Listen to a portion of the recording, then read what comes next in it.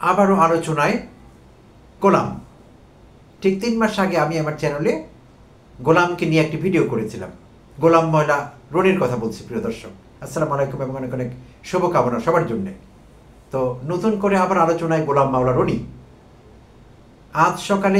আজ শুক্রবার অন্তর্বর্তীকালীন সরকারের প্রধান উপদেষ্টা অধ্যাপক ডক্টর মোহাম্মদ ইউনূসের প্রেস সচিব জনাব শফিকুল আলম তার ফেসবুক পোস্টে সমালোচনা করেছেন, কঠোর সমালোচনা করেছেন গোলাম মাওলা রনির। আর গোলাম মাওলা রনি আওয়ামী লীগ সরকারে 2009 থেকে 14 সংসদ সদস্য ছিলেন পটুয়াখালী 3 আসন থেকে। এটি অনেকেরই জানা। পরবর্তীতে আওয়ামী লীগ সরকারের সঙ্গে তার অনেক ঝামেলা হয়, তিনি আওয়ামী লীগ ছেড়ে দেন বা আওয়ামী লীগ তাকে ছেড়ে দেয় এবং 2018-তে তিনি বিএনপিতে জয়েন করেন। তো সেই থেকে অন্তত অফিসিয়ালি আমরা এটুকুই জানি যে তিনি বিএনপির লোক। কিন্তু অনেকদিন থেকে এমনভাবে কথা বলছিলেন আমাদের বুঝতে কষ্ট হচ্ছিল তিনি কি এখনো আওয়ামী লীগে আছেন না তিনি বিএনপি করছেন। বেশ বিভ্রান্তির মধ্যে আমাদের রেখে দেন অনেক সময় তিনি এমনভাবে কথা বলেন। তো সেই গোলাম মাওলাকে নিয়ে আজ শফিকুল আলম বেশ কঠোর সমালোচনা করেছেন তার ফেসবুক পোস্টে। তিনি উল্লেখ করেছেন, বর্তমানে টিভি টক শো এবং ইউটিউব ভিডিওতে মিথ্যাচার ও বিভ্রান্তির একজন প্রধান উৎস হয়ে উঠেছেন রনি। সম্প্রতি টিভির একটি টক শোতে গোলাম মাওলা রনি দাবি করেন যে স্বৈরাচার বিরোধী আন্দোলনের শহীদ নূর হোসেন জনতার হাতে নিহত হয়েছেন। প্রিয় দর্শক, সময় টিভিতে কথা বলছিলেন গোলাম মাওলা রনি অতি সম্প্রতি, এবং সেখানে তিনি একটি ভুল তথ্য দিয়েছেন। এবং সেই তথ্যটি হলো শহীদ নূর হোসেন তিনি নাকি জনতার দ্বারা আক্রান্ত হয়ে নিহত হয়েছেন, জনতা তাকে মেরে ফেলেছে, তিনি মবের শিকার হয়েছেন, এমন একটা ইঙ্গিত করছিলেন গোলাম মাওলা রনি। তো শফিকুল আলম তীব্র ভাষায় প্রতিবাদ করেছেন এবং মিথ্যাচার বলেছেন, এটিকে ডিসইনফরমেশন বলেছেন। এটি মোটিভেটেড এবং ইন্টেনশনালি একটি মিথ্যা তথ্য দেওয়া হয়েছে।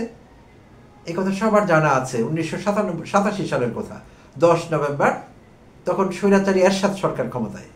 এরশাদের সিকিউরিটি ফোর্সেস তারা গুলি করে, সেই গুলিতে নূর হোসেন শহীদ হন। এই কথা সবারই জানা। তো গোলাম মাওলা রনি এই তথ্য কোথায় পেলেন, এটি একটি বিরাট প্রশ্নবোধক চিহ্ন। এই দেশের আর কারো এমন তথ্য জানা আছে বলে আমরা মনে করি না। তো শফিকুল আলম সেই রাগ সেখানে প্রকাশ করেছেন তার পোস্টে, এরকম একটি ডিসইনফরমেশনের জন্য, এবং তিনি সময় টিভির উপস্থাপকের উপরও রাগ প্রকাশ করেছেন এবং সমালোচনা করেছেন। তিনি বলেছেন এমন একটি মিথ্যে তথ্য উপস্থাপকের প্রতিবাদ করা দরকার ছিল, আর প্রতিবাদ করেননি মানে তাদের প্ল্যাটফর্ম কোনো মিথ্যাচারের জন্যে তারা সুযোগ করে দিচ্ছেন কোনো মিথ্যেবাদীকে ডিসইনফরমেশন এবং ফলস প্রপাগান্ডা চালাবার জন্যে, এরকমটি ধরে নেওয়া যেতে পারে। এইভাবে তিনি সময় টিভির সমালোচনা করেন। তো গোলাম মাওলা অনেকদিন থেকে বিভ্রান্তিকর তথ্য দিচ্ছে বিভিন্ন টক শোতে, ইউটিউব চ্যানেলে, তার নিজস্ব চ্যানেল আছে সেখানে। তো আমি আজকাল মাঝে মধ্যে তাকে দেখছি, তো বিশেষভাবে ব্যক্তিগতভাবে অধ্যাপক ইউনূসকে আক্রমণ করছেন তিনি, ভয়াবহভাবে, অত্যন্ত নগ্নভাবে আক্রমণ করছেন।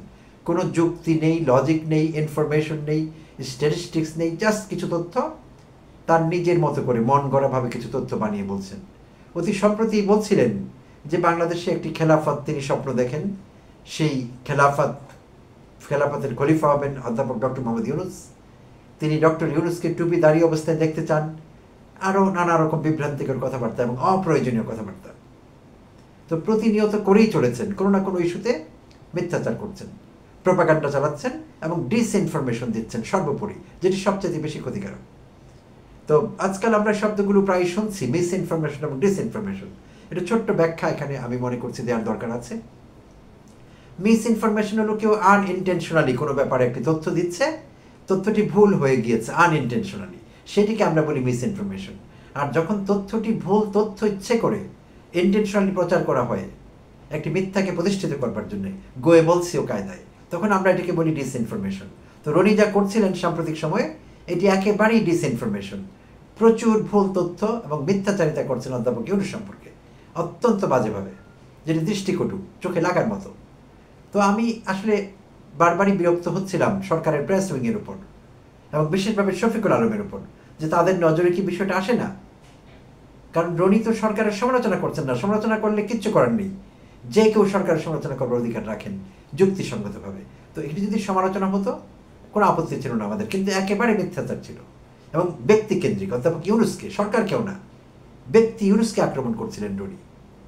তো সরকারের পক্ষ থেকে এই বিষয়টি কেউ দেখছিল না, আর এটি আমাদের বিরক্তির কারণ হয়েছিল, কারণ এটি কোনো কথা না। আর এরকম মিথ্যাচার চলতে থাকলে দিনের পর দিন তারা যেই অসত্যগুলো প্রতিষ্ঠিত করবার চেষ্টা করছেন সেটি কিন্তু গণমানুষের মধ্যে প্রতিষ্ঠিত হয়ে যাবে যে এই ভুল তথ্যগুলো বোধহয় ঠিকই আছে। তো এই জন্যে প্রেস উইংকে আরেকটু অ্যাক্টিভ হতে হবে, এটি আমার ধারণা। আমি অনেকবার বলেছি এই বিষয়ে, তাদেরকে অ্যাক্টিভ হতে হবে। যারা সমালোচনা করছেন জাস্টিফাইবলি, তাদের ব্যাপারে কিচ্ছু করা যাবে না, করলে আমরা সেটি মানব না। বাট রনির মতো যারা মিথ্যাচার করছেন, মিথ্যেবাদী, প্রতারক, ধান্দাবাজ, তাদের ব্যাপারে সরকারকে নজর দিতে হবে এবং তাদেরকে প্রয়োজনে জিজ্ঞাসাবাদের আওতায় আনতে হবে। আমি বলছি না তাদেরকে ডিম থেরাপি দিতে হবে, সেটা দরকার নেই, সেটা হাসিনা দিত, আওয়ামী লীগ দিত। এই সরকার, অন্তর্বর্তীকালীন সরকার, অধ্যাপক ইউনূসের সরকার সেটি দেবে না, এই পর্যন্ত দেয়ওনি কাউকে, আর প্রয়োজনও নেই। জিজ্ঞাসাবাদের আওতায় অন্তত আনতে হবে। আর শুধু রনি না, গত 10-11 মাস 12 মাস থেকে আরও বেশ কিছু ধান্দাবাজ যুক্ত হয়েছে সরকারের সমালোচনার নামে মিথ্যাচার করবার জন্যে, ডিসইনফরমেশন ছড়াবার জন্যে। এর মধ্যে অন্যতম প্রধান হলো মানচিত্রের পান্না। তাকে অনেকে পান্ডা বলে, কারণ পান্ডামি করে বেড়াচ্ছে সে তার মানচিত্রে। দেখবেন কিভাবে কথা বলে এই লোকটি, এই অর্ধশিক্ষিত ধান্দাবাজ, এই মাস্তানটি কিভাবে কথা বলে। অধ্যাপক ইউনূসকে ব্যক্তিগতভাবে আক্রমণ করে, যেটি পৃথিবীর কোনো দেশে কেউ সহ্য করবে না, এরকম মিথ্যাচার, এরকম ব্যক্তিগত আক্রমণ। এতদিনে তার জায়গা হতো জেলে, আমেরিকার মতো দেশে তার বাইরে জায়গা হতো না, কারণ একেবারে অর্কেস্ট্রেটেড প্রপাগান্ডা চালাচ্ছে অধ্যাপক ইউনূসের বিরুদ্ধে প্রতিনিয়ত, প্রত্যেকটি বিষয়ে বানিয়ে কিছু মিথ্যা তথ্য, কিছু মিথ্যা যুক্তি। এবং আবার আজকাল জুটিয়েছে অধ্যাপক কলিমুল্লাহকে, প্রায়শই কলিমুল্লাহকে দাওয়াত করছে, হযরত মাওলানা কলিমুল্লাহকে নিয়ে আসছে ওখানে, নিয়ে এসে কলিমুল্লাহ বকবক করছে, কলিমুল্লাহকে নানা রকম প্রশ্ন করছে। যদিও পান্না গুছিয়ে প্রশ্ন করতে পারে না, অত্যন্ত হার্ড টাইম হচ্ছে পান্নার। একটি প্রশ্ন করবে অনেক কষ্ট হয়, মনে হয় যেন আমাশার রোগী, কথা বেরোয় না, গোছাতে পারে না, শব্দ মিলে তো সেন্টেন্স মেলে না, এরকম একটি অবস্থা। তো অধ্যাপক কলিমুল্লাহকে প্রায় আনছে, কারণ কলিমুল্লাহ আরেকজন ইউনুসাইটার। কলিমুল্লাহ মিথ্যা বয়ান তৈরি করছেন অধ্যাপক ইউনূস সম্পর্কে, তো কলিমুল্লাহকে প্রায়শই নিয়ে আসা হচ্ছে। তো এই পান্ডামি অনেকদিন থেকে চলছে এবং পান্ডাকেও জিজ্ঞাসাবাদের আওতায় আনতে হবে, অতি জরুরি এটি। প্রেস উইংকে এই বিষয়টি নজর দিতে হবে। এই বিষয়টিতে শফিকুল আলমকে বলছি বিশেষভাবে, দয়া করে নজর দিন পান্ডার ব্যাপারে। পান্ডা যা করছে সেটি সহ্য করার মতো না, এটি অন্যায়, এটি সহ্য করা এরকম কিছু। শুধু পান্ডা না, আরেকজন আছেন সিনিয়র সাংবাদিক মাসুদ কামাল, তারও একই কাজ। প্রতিনিয়ত তার পছন্দের কাউকে ধরে নিয়ে আসছেন তার অন্য মঞ্চ, কথা, এইসব চ্যানেলগুলোতে নিয়ে এসে পছন্দ করে আনছেন কাউকে, ইউনুসাইটার কাউকে নিয়ে আসছেন, নিয়ে এসে তাদের মুখ দিয়ে অধ্যাপক ইউনূস সম্পর্কে কিছু বাজে কথা, কিছু অসত্য, কিছু অর্ধসত্য তাদের মুখ দিয়ে বলাচ্ছেন। বিশাল স্টাইল মেরে একেবারে বিশেষজ্ঞ কায়দায় তাদের নানা রকম প্রশ্ন করছেন ইনিয়ে বিনিয়ে, আর তারা সেই প্রশ্নের ফালতু টাইপের তাদের মতো করে উত্তর দিচ্ছেন এবং আবার ব্যক্তি আক্রমণ অধ্যাপক ইউনূসকে। তো এই মাসুদ কামাল, মানচিত্রের পান্ডা বা পান্না, আরেকজন আছেন কটকটি বেগম নবনীতা, প্রচণ্ড রকমের মিথ্যাচার করছে নবনীতা, এটা 1 নাম্বার বেয়াদব এবং মিথ্যেবাদী। অধ্যাপক ইউনূসের 3-0 যে বইটি আছে, যে কনসেপ্টটি আছে, সেই বই নিয়ে দেখলাম এক চ্যানেলের কথা বলছে যে অধ্যাপক ইউনূস নাকি ইনিয়ে বিনিয়ে কি 3-0 কথা বলছেন। তো নবনীতার কি সামর্থ্য আছে সেই বই ভালো করে পড়ে দেখে বুঝে কথা বলার? এই মূর্খ বলছে যে অধ্যাপক ইউনূসের সেই 3-0 বইটি নাকি ইনিয়ে বিনিয়ে কথা বলা, ইনিয়ে বিনিয়ে কথা বলে তিনি মানুষকে কনভিন্স করছেন। আরে সেই বই তো বেস্ট সেলার ওয়ার্ল্ডের মধ্যে, ওয়ার্ল্ডের নামি দামি লোকেরা পড়েন, সব বুদ্ধিজীবীরা পড়েন, অধ্যাপকেরা পড়েন, গবেষকরা পড়েন সেই বই। নবনীতার মতোই থার্ড ক্লাস তথাকথিত সাংঘাতিক, সে কি বুঝবে এটি? নবনীতা লেগে পড়েছে একেবারে অধ্যাপক ইউনূসকে ব্যক্তিগতভাবে আক্রমণ করার জন্য।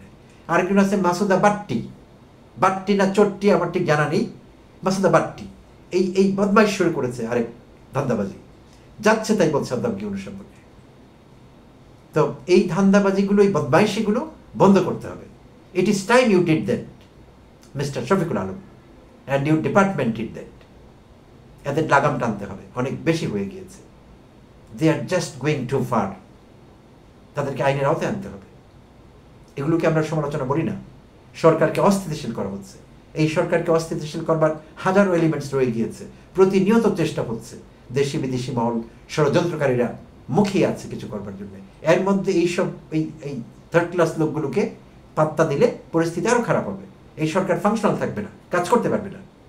সো এই মিথ্যাবাদী, এই অর্ধশিক্ষিত মূর্খ ধান্দাবাজগুলোকে আইনের আওতায় আনতে হবে, জিজ্ঞাসাবাদের আওতায় আনতে হবে, এটি সময়ের দাবি। ধন্যবাদ দর্শক, ভালো থাকবেন।